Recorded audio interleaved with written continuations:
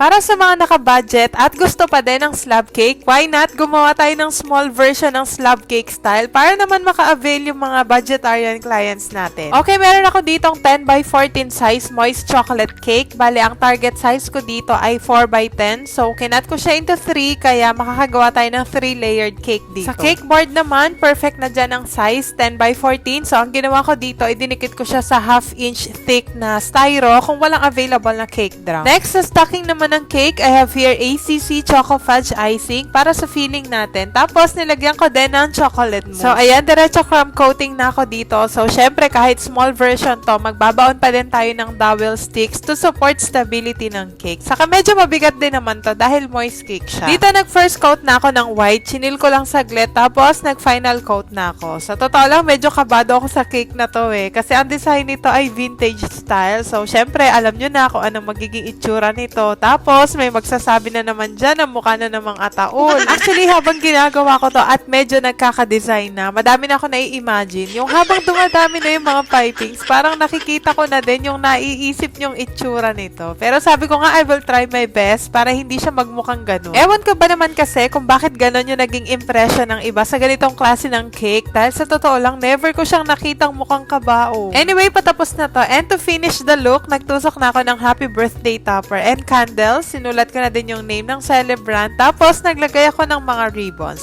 Diba? Ang ending, naging coquette cake siya. Super cute nito and achieve na achieve pa din ang slab cake style kahit small version.